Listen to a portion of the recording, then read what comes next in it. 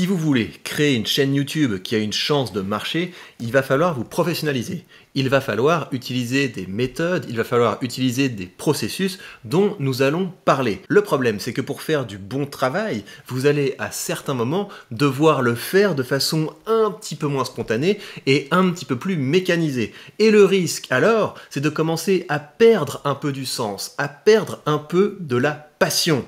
Et vous connaissez un très bel exemple d'un youtubeur qui cartonnait et qui a fini déprimé, il s'agit d'Antoine Daniel. Comment progresser sur YouTube sans risquer de faire une Antoine Daniel, c'est ce dont nous avons parlé. Enfin, c'est quoi le process pour que tu arrives à trouver déjà le sujet sur lequel tu vas parler, l'angle d'attaque que tu vas prendre, comment tu vas faire ton plan, etc., etc.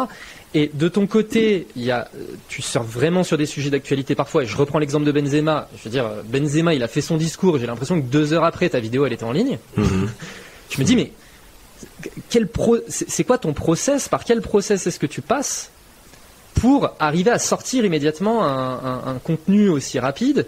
Est-ce que tu as des plans que tu as l'habitude de suivre? C'est quoi le process? Ça, je peux vraiment rentrer dans le détail.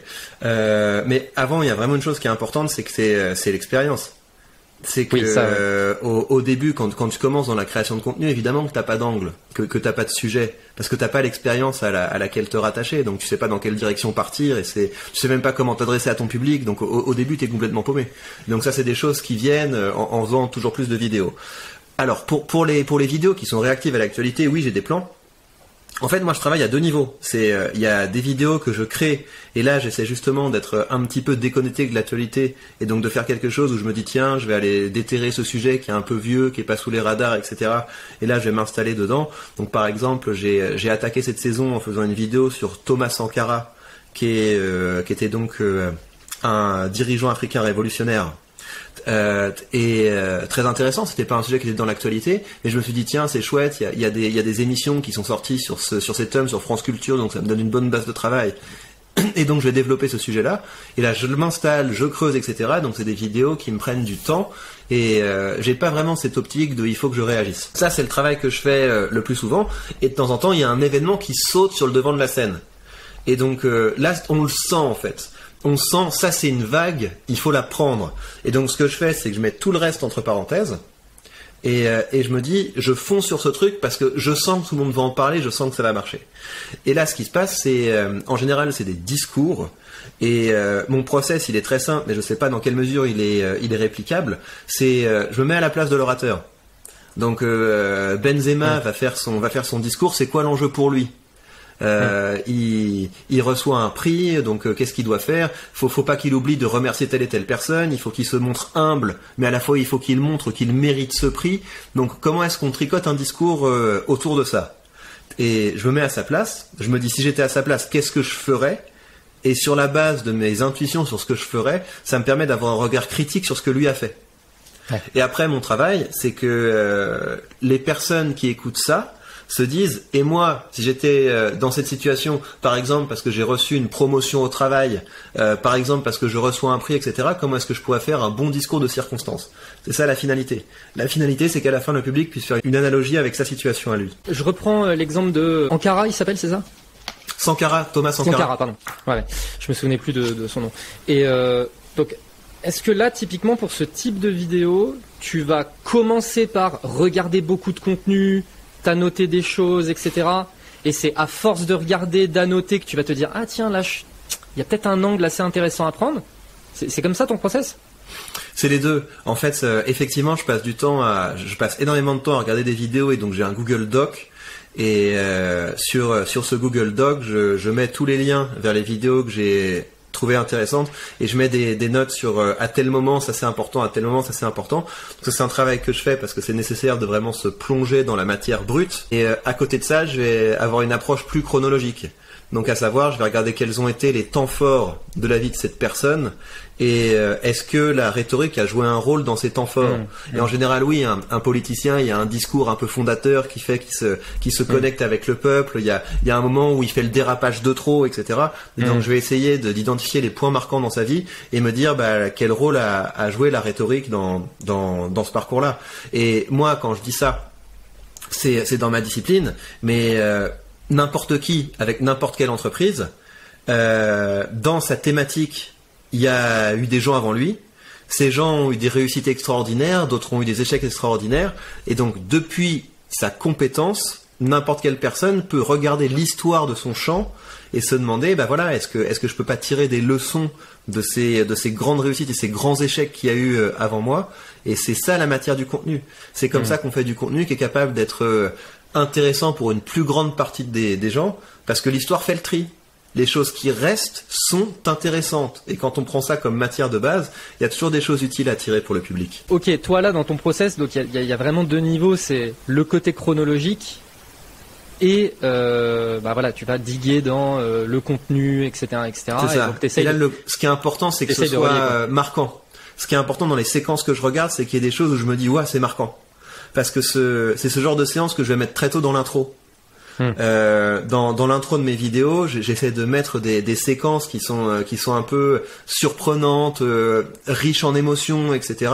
pour que le public soit très très rapidement connecté avec de la matière chaude et qu'il ait envie de se dire mais qu'est-ce qu'il y a derrière, c'est quoi les mécanismes qu'il y a derrière, pourquoi ça a eu un impact sur moi. Et donc c'est ça le radar. C'est le radar, c'est tiens, c'est intéressant ce truc. C'est ces séquences là que je vais chercher. Ok. Tu scriptes toutes tes vidéos? Ouais, sur la chaîne principale, hein, parce que sinon j'ai parce qu'après effectivement chaînes. t'as les autres chaînes. C'est ça. Ouais. Sur la chaîne principale, c'est ça l'objectif. Donc tu prends le truc dans l'ordre, à savoir ça c'est ce qui va faire partie de mon intro, ça je vais dérouler mon plan comme ça. C'est quoi ton process? Ah mais j'écris tout. En fait j'écris vraiment un texte. Okay. J'écris un texte, j'écris un discours, parce que l'objectif c'est de capter et maintenir l'attention. Donc il y a vraiment un travail de scénarisation, il faut que toutes les phrases que je garde aient une importance. Donc c'est un travail d'écriture et il faut alléger un maximum. Que toutes les fois où je peux remplacer ce que j'ai envie de dire par une séquence, je vais mettre une séquence pour pouvoir illustrer, pour pouvoir montrer plutôt que de dire, pour que ce soit le plus digeste possible pour le public. Et donc je vais essayer d'avoir des choses basiques, quoi. Il faut instaurer des tensions, il faut instaurer du suspense, il faut attiser la curiosité, il faut que ce soit une enquête, on se demande mais qu'est-ce qui s'est passé, comment est-ce qu'il va s'en sortir, et il faut qu'il y ait des fausses pistes. Donc tout ce genre de choses, il faut que ce soit vraiment écrit pour que ça fonctionne. Et mon objectif sur la chaîne principale, c'est ça. C'est que chaque vidéo soit tout à fait optimisée. Ta stratégie sur les autres chaînes, c'est vrai que là on s'est focalisé sur ta chaîne principale. Sur les autres chaînes, donc pourquoi avoir lancé d'autres chaînes? Et c'est quoi ta stratégie? Et qu'est-ce que tu tentes avec les autres chaînes? Ouais. Alors pourquoi j'ai lancé d'autres chaînes? C'est pour pas faire une Antoine Daniel. Antoine Daniel qui avait un format qui marchait extrêmement bien, le format What's the Cut. Et au bout d'un moment on évolue. Et au bout d'un moment ça nous saoule. Parce que les gens nous rencontrent et ils nous connaissent pour des trucs qu'on a fait il y a très longtemps et on est passé tellement à autre chose, donc on n'a plus du tout la connexion avec eux, etc. Et donc on se retrouve à avoir une œuvre qui est pas du tout connectée avec ce qu'on a envie de faire. Et donc il y a des youtubeurs qui s'enferment là-dedans et qui commencent, c'est très intéressant, hein, faut regarder la crise du sens d'Antoine Daniel. Il y a une très longue interview où il revient là-dessus. Il faut regarder ça parce qu'on se rend compte à quel point les créateurs peuvent au bout d'un moment s'enfermer dans quelque chose qu'ils n'aiment plus, et ils se forcent à le faire parce qu'ils ont été connus grâce à ça, ils ont gagné grâce à ça, ils ont peur que s'ils font autre chose, le public va pas les suivre, etc. Donc moi c'est pour ça que quand je commence à être saoulé de mon travail sur la chaîne principale, je vais créer du contenu sur les autres chaînes. Et donc ce que j'ai voulu faire, c'est qu'il y a la deuxième chaîne, c'est un atelier. Donc autant la chaîne principale, c'est vraiment faire du contenu qui est le plus efficace possible.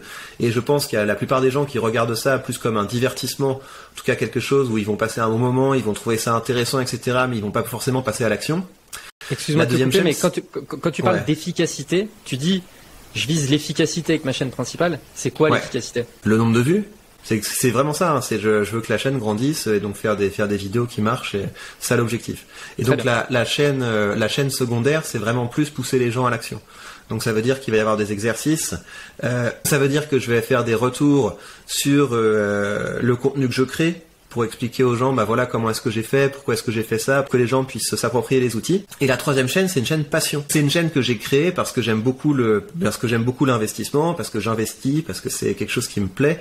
Et ça m'embêtait de pas créer du contenu là-dessus parce que je consommais beaucoup de contenu sur le sujet et je me retenais parce que je me disais mais ça a aucun rapport avec le reste des choses que tu fais et je me suis dit bah je vais le faire quand même parce que j'ai vraiment envie de le faire et en fait créer du contenu autour d'une passion c'est très puissant parce que ça fatigue pas. Pourquoi est-ce que tu me conseillerais de m'intéresser au sujet de la rhétorique ou de la création de contenu? Ah, c'est deux choses différentes. Pour moi, t'aurais intérêt à t'intéresser à la rhétorique pour pas dire les mêmes trucs que tout le monde. Quand tu vas t'intéresser à la création de contenu, bah tu vas avoir d'autres créateurs de contenu.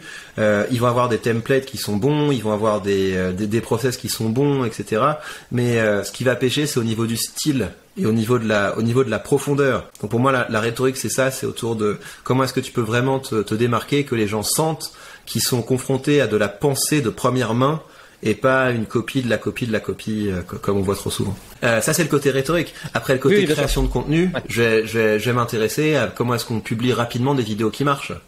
Et ça, le style va intervenir parce que ça vaut la peine de faire une belle conclusion qui va être capable de galvaniser un peu le public parce que c'est ça qui va faire que les gens vont vouloir revenir, vont avoir un attachement avec toi en tant que créateur. Là-dessus, effectivement, t'es très bon. T'as toujours la petite conclusion qui amène l'autre vidéo et qui fait me dire ah putain j'ai envie de savoir. La référence, là tu fais référence à un truc puis tu teases un peu le fait que ce truc là vous pouvez l'avoir dans cette vidéo là, c'est toujours. Mais donc ça très intéressant. typiquement t'as capté ce que je faisais. Ouais. L'étape suivante c'est de l'appliquer. En fait c'est là que les différences se font. Ouais. Les différences se font quand on se dit je vais arrêter de faire mes speeches et mes contenus à l'arrache, à l'intuition, je vais commencer à me dire que c'est une vraie discipline et que je peux faire des choix. Et que je peux décider d'optimiser toujours un petit peu plus. Et c'est comme ça qu'on devient meilleur. On devient meilleur en devenant un maniaque de l'optimisation, en mettant la pression sur chacune de ces phrases, en se demandant mais est-ce que t'es assez puissante, assez efficace ou est-ce que je dois te remplacer quoi. Si ces sujets de création de contenu vous intéressent, je vous laisse avec 2 ressources dans la description de cette vidéo. Vous avez d'abord mon canal Telegram. Mon canal Telegram, c'est le meilleur endroit pour interagir avec moi, pour partager votre travail avec le reste de la communauté. Vous pouvez également interagir avec moi pour me proposer des sujets et je partage également régulièrement dans des audios l'envers de mon travail de youtubeur, de créateur et aussi d'entrepreneur. Par ailleurs, vous avez le lien vers mon cercle des orateurs. Mon cercle des orateurs, c'est un petit cours de rhétorique que j'envoie tous les mois dans votre boîte mail. L'inscription est gratuite, il suffit de suivre le lien. Prenez bien soin de vous et à très vite dans l'atelier.